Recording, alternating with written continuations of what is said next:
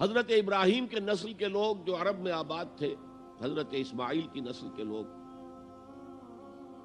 وہ فرشتوں کو خدا کی بیٹیاں قرار دیتے تھے۔ شرک فی الذات، یہ دو قسم کے مذاہب میں دو مختلف صورتوں میں ظاہر ہوا۔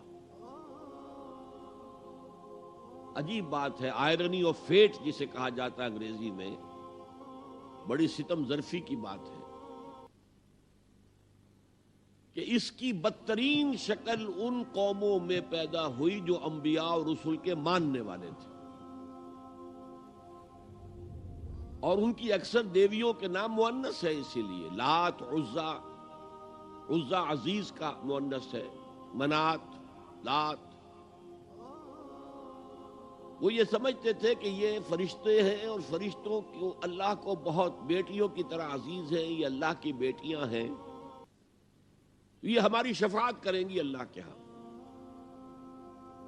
تو یہ شرک فی الذات، اللہ کی بیٹی بنا دینا، ذات میں شریک ہو گئی۔ اولاد جو ہے تو ظاہر بات ہے براہمن کی اولاد براہمن ہوگی اور راجپوت کی اولاد راجپوت ہوگی، تو وہ تو گویا کہ آپ نے اس کو اس کی ذات میں شریک کر دیا، ہم پلہ بنا دیا، کفو بنا دیا، مد مقابل بنا دیا۔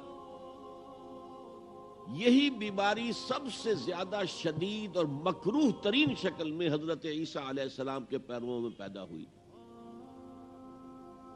ایک محدود پیمانے پر یہودیوں میں بھی ایک دور میں یہ بیماری پیدا ہوئی، انہوں نے حضرت عزیر علیہ السلام کو خدا کا بیٹا قرار دیا۔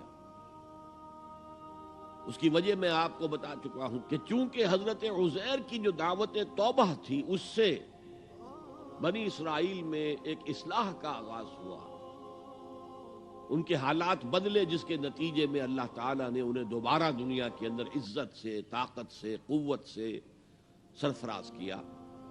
تو اس لیے حضرت عزیر کے بارے میں ان کے ہاں ظاہر بات ہے کہ پھر عقیدت اور محبت جو ہے ہونی ہی چاہیے تھی، اور یہ عقیدت و محبت کا غلو ہی ہوتا ہے کہ جو پھر اللہ کے بندوں کو، نبیوں کو، رسولوں کو، اولیاء اللہ کو اللہ کی اولاد یا اللہ کے کو اور طرح کے رشتہ دار قرار دے دیتا ہے۔ لیکن جس کیفیت کے ساتھ اس مرض کا ظہور ہوا ہے عیسائیوں میں، اس کی کوئی مثال دنیا کی تاریخ میں نہیں۔ ان کی تو گمراہی کا عالم یہ کہ وہ کہتے ہیں کہ عیسیٰ اللہ کا صلبی بیٹا ہے، صلبی،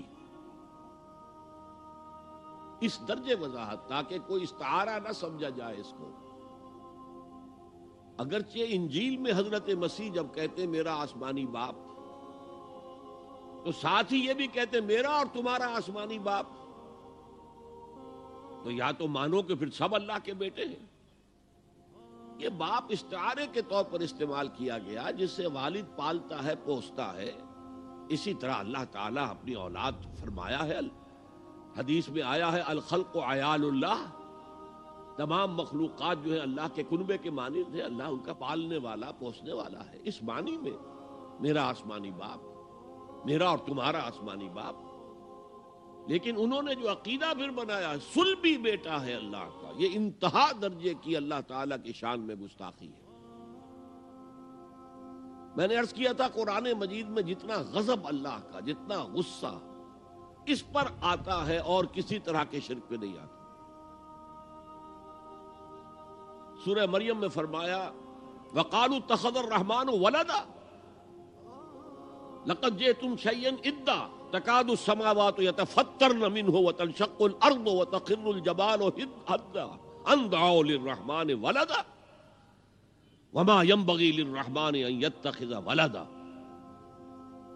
اگر اس کے لہجے کو آپ سمجھ سکیں، اس میں جو غضب مضمر ہے، چھپا ہوا ہے، اسے پہچان سکیں، کلام کی اگر شناخت ہو۔ وَقَالُوا اتَّخَذَ الرَّحْمَنُ وَلَدًا، انہوں نے کہا رحمان نے کسی کو بیٹا بنایا ہے۔ لَقَدْ جِئْتُمْ شَيْئًا إِدًّا، تم ایک بہت ہی خطرناک، خوفناک، بہت ہی گستاخی والی بات لے کر آئے ہو۔ اور وہ کتنی بڑی گستاخی ہے اللہ کی جناب میں، تَكَادُ السَّمَاوَاتُ يَتَفَطَّرْنَ مِنْهُ، اس گستاخی کی وجہ سے آسمان پھٹ پڑنے کو ہے، وَتَنشَقُّ الْأَرْضُ، اور زمین شق ہو جانے کو ہے، وَتَخِرُّ الْجِبَالُ هَدًّا، اور پہاڑ جو ہے وہ دھماکے کے ساتھ گر جانے کو ہے. ان دعوا للرحمن ولدا، کہ ان بدبختوں نے اللہ کے لیے، رحمان کے لیے کسی کو بیٹا بنایا ہے. وما ينبغي للرحمن ان يتخذ ولدا، اور اللہ کی شان کے شایان ہی نہیں ہے، رحمان کی شان کے شایان ہی نہیں ہے کہ وہ کسی کو اولاد بنائے. یہ بڑا باریک نکتہ ہے. اولاد کی ضرورت تمہیں ہوتی ہے، خواہش تمہیں ہوتی ہے. تمہیں معلوم ہے کہ ہم فانی ہیں، موت آئے گی تو ہمارا تو وجود ختم ہو جائے گا. اب اولاد کے ذریعے سے ہمارا ایک مانوی تسلسل برقرار رہے گا، ہمارا نام دنیا میں چلے گا. تو یہ تمہاری ضرورت ہے، رحمان کے شایان شان نہیں. وہ تو اس کی شان یہ ہے حی لا یموت ابدا ابدا، کبھی بھی اس کے اوپر موت طاری ہونے والی نہیں ہے. وہ الحی، لہذا اسے کوئی احتیاج ہی نہیں. لا ينبغي للرحمن ان يتخذ ولدا. تو یہ شرک کی بدترین صورت ہے.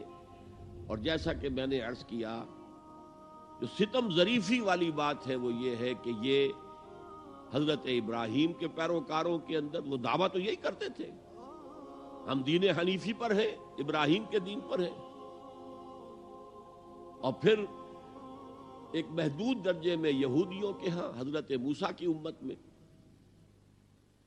اور شدید ترین اور مکروہ ترین صورت میں عیسائیوں کے ہاں، جنہوں نے حضرت عیسیٰ کو خدا کا بیٹا بنا دیا. یہ شکلیں ظاہر ہوئی.